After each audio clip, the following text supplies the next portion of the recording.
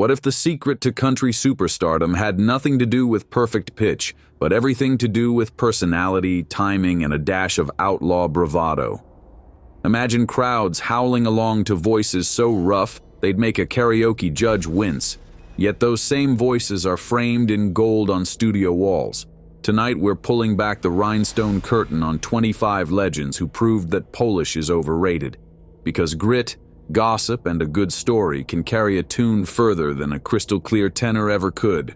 Long before arenas pumped thunder through subwoofers, Mississippi comedian Jerry Clower was packing coliseums armed with nothing more than a microphone and a wild coon hunting yarn. He never sang a note, but his breathless "how" punchlines spun into platinum comedy LPs and grand ole opry stardom.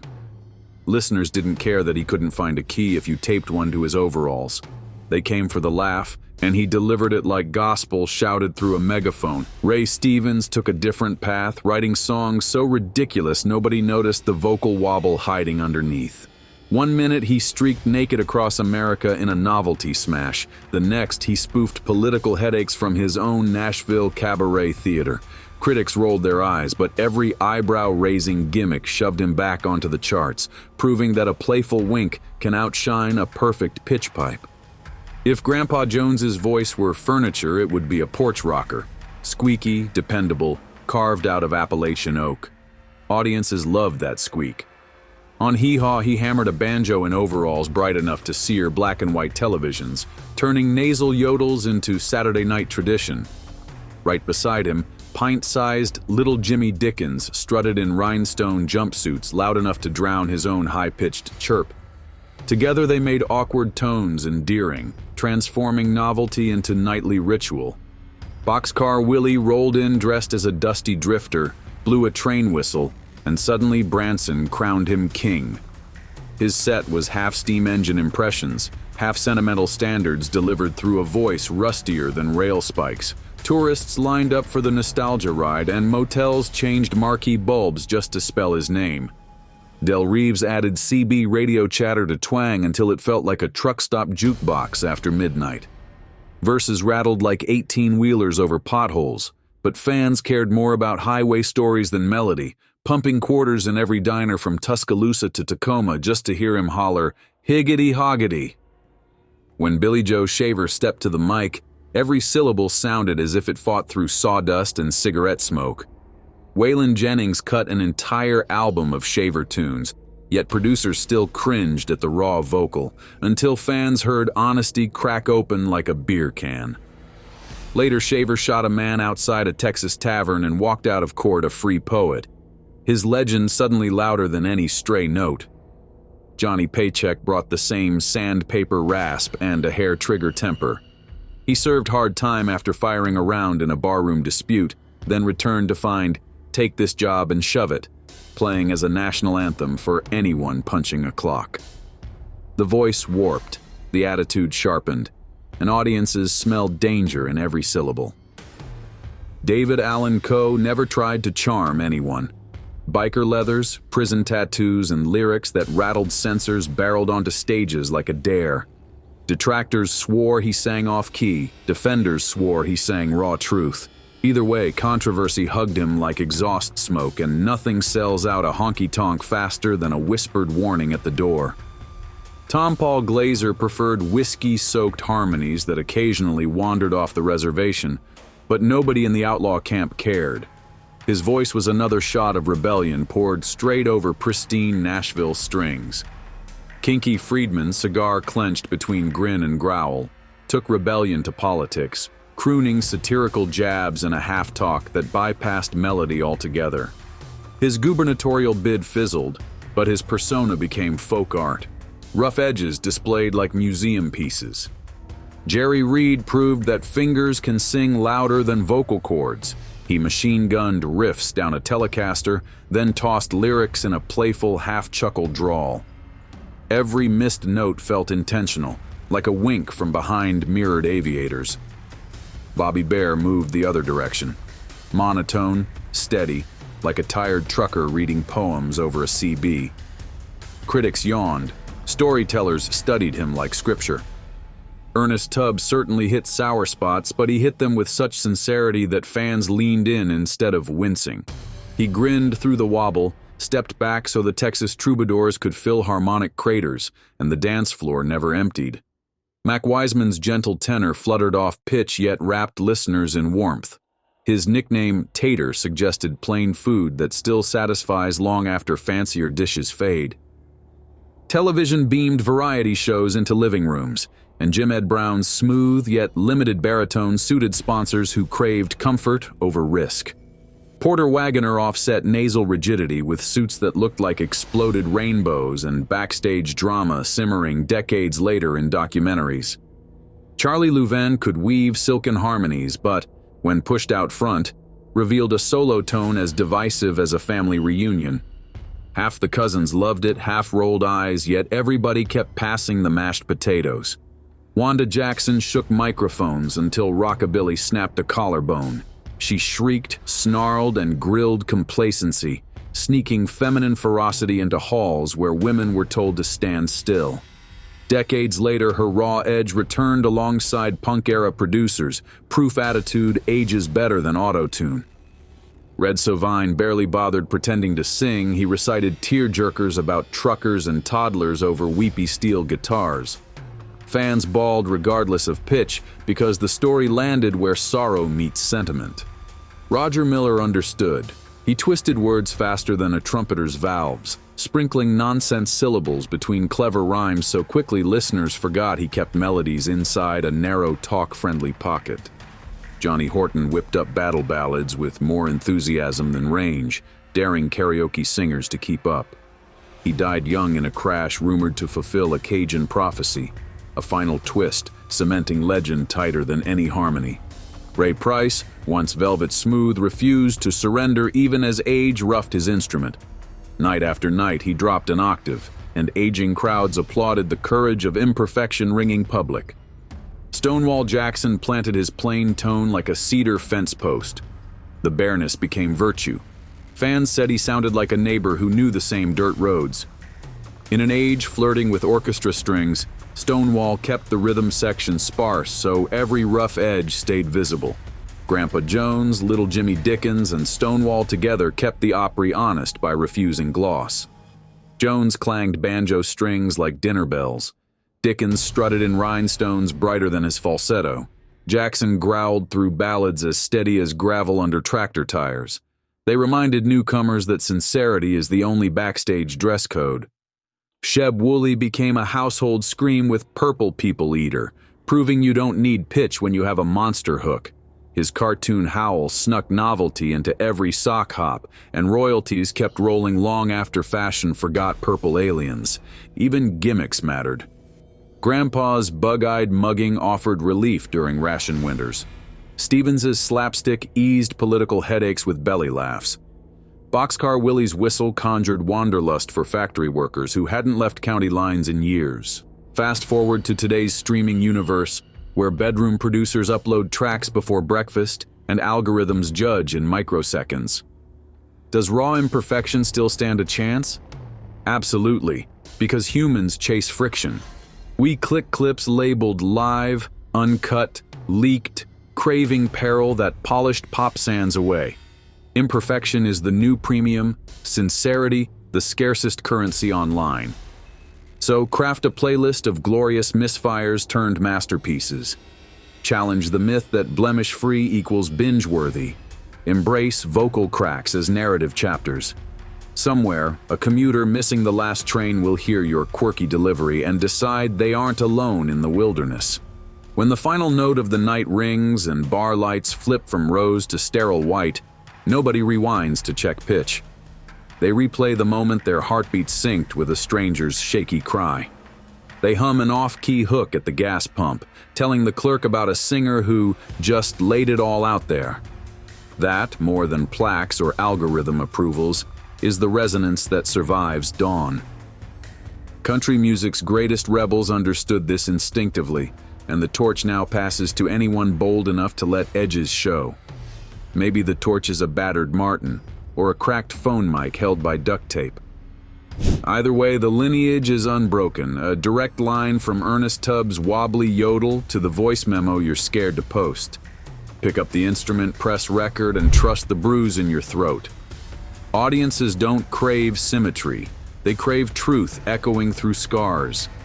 Give them those scars wrapped in rhyme and watch imperfect anthems like jukeboxes, playlists, and lonely car radios. And when someone down the line assembles a new countdown of rule breakers, your name might sit among them, right where the pitch dips, but the spirit soars. Until then, keep singing, stumbling, laughing, and living, because rough edges are compass points guiding us homeward always. Imagine the endless backroad bars where these performers cut their teeth. The stage might be nothing more than 2 milk crates and a plywood plank, the lighting a single beer brand neon buzzing like a trapped moth. Yet those ragged rooms forged legends because a crowd 2 feet away could smell fear, fakery, or stage fright before the first chorus. Jerry Reed once joked that he learned to duck beer bottles before he learned to strum a C chord, and that vigilance sharpened his timing. When your audience knows it can buy or break you with the same loose change, authenticity is the only currency with guaranteed exchange rates. Ernest Tubbs' touring rig illustrated how far imperfection would ride to meet an eager ear. He hauled a portable record shop in the cargo hold, setting up folding tables after each show so miners, sharecroppers, and soldiers could buy singles the radio had never played. Sometimes he'd stay until sunrise, autographing paper sleeves for men who had dirt under their nails and payday jingling in their pockets. Those transactions were communion services disguised as commerce, proof that a flat note means nothing when the lyric hits home. Porter Wagoner's flashy wardrobe gets endless airtime, but his real genius lay in turning nasal rigidity into narrative punctuation. Listen closely to The Carroll County Accident, and you'll hear every tight vowel chime like a church bell marking plot twists. When Dolly Parton joined his show, her melodic precision sparkled against Porter's narrow tone, creating a tension that viewers could not look away from. Their eventual split played out in songs, lawsuits, and TV specials, amplifying every imperfect syllable into must-see drama. Roger Miller's backstage habits underline the link between risk and resonance. He'd scribble lyrics on hotel stationery 15 minutes before showtime, run them once through a picked-up guitar groove, then sprint to the spotlight with the ink still wet. That spontaneity bled into his phrasing. Sometimes the melody bent around a joke he'd added seconds earlier. Other times he abandoned notes entirely for a mischievous rhyme. Audiences sensed the high-wire act and leaned forward, accepting occasional stumbles as proof the trick was real. Mac Wiseman offered a gentler template. Too frail for farm chores, he grew up memorizing the cadence of mail-order records until he could mimic entire speeches word for word. Pitch drifted, but diction stayed razor-sharp, and that clarity turned him into an early bluegrass broadcaster, bridging mountain hollers and transistor radios. He wasn't trying to conquer the world, just pronounce it clearly enough that someone beyond the hollow might answer back. In that exchange, wobbly notes sounded less like mistakes and more like open doors. Even novelty records carrying punchlines served the same mission. Sheb Wooley invented a monster from outer space, layering his own falsetto into a squeal nobody else would claim. The track was mixed hot, distorting speakers in malt shop jukeboxes coast to coast. Technicians said the pressing was flawed. Teenagers said, "Play it again." Distortion became devotion the minute human curiosity overruled technical critique. Jim Ed Brown's story reveals the quieter lane. He grew up in Arkansas timber country, where axes, saws, and cicadas created a perpetual backbeat. His voice, a smooth plank in that jumbled forest of sound, never soared into the stratosphere, but it didn't need to. After tornado warnings and Cold War alerts, American households turned on variety shows seeking reassurance, and Jim Ed smiled through every note like a neighbor saying, "We'll be all right." Stonewall Jackson demonstrates stoicism as strength. He rarely flashed vocal acrobatics, yet he could hold a straight tone through emotional turbulence that would sink showier singers. Whether lamenting broken vows or honoring the mother who prayed him home, he carried each note like a lantern, steady against wind. Listeners admired the way the flame never flickered, proof that unwavering resolve can equal pyrotechnics in the human heart. Jerry Reed's guitar escapades prove that speed forgives slurs. When fingers fly faster than logic, the ear focuses on momentum, not microtones. Reed intentionally left gaps between vocal notes, trusting the blistering riff to fill emotional valleys. It worked because momentum is music's gravitational pull. Once a listener leans into motion, they rarely abandon the ride over a cracked window. Bobby Bare tapped the opposite gravity.